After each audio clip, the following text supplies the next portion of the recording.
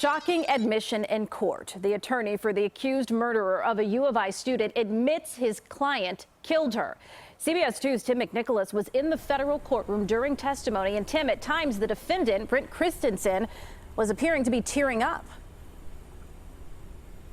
Yeah, Erica, it was emotional at times, and in a stunning revelation, prosecutors said the FBI has a surveillance recording of Brendt Christensen admitting he killed 13 people. Now, his lawyer says that's not true, and he only killed Chinese scholar Yingying Zhang. All of this came out and was revealed for the first time in the opening statements.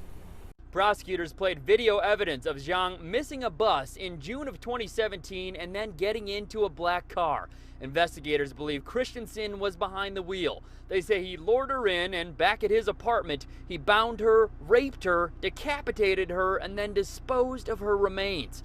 His attorneys tried to paint a picture of Christensen as a man battling mental health problems who does not deserve the death penalty. They described how his wife filed for a divorce a few months before the murder of Zhang. Zhang's disappearance prompted hundreds to search for her, including her family, who flew in from China. The family also flew in for the trial. Zhang's body has never been found.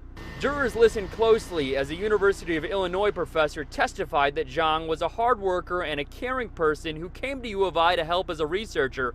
Christensen is a former U of I grad student. He spoke quietly with his attorneys today and showed little emotion. This is the first federal death penalty trial in Illinois since the state abolished the death penalty back in 2011. Federal authorities can step in and prosecute certain exceptional crimes as death penalty cases, even in non-death penalty states. Now, if the jury finds Christensen guilty, they'll take part in a separate proceeding to decide whether he should be executed. And the trial is expected to continue at least until Friday. Now, Erica, you are an attorney. I'd like to ask, what's your perspective and your thoughts on the defense's strategy in this case? Well, Tim, it was startling for many to hear the defense attorney admit his client Christensen killed Zhang. But this is part of their long-term strategy. They're thinking about after a verdict. If the jury finds him guilty, his attorneys are trying to convince that jury that they should not give him the death penalty. So that's why the defense was focusing on their version of how and why he killed her. They plan to show there was a perfect storm, that Christensen's mental health, marriage, and drinking problems led him to kill Zhang.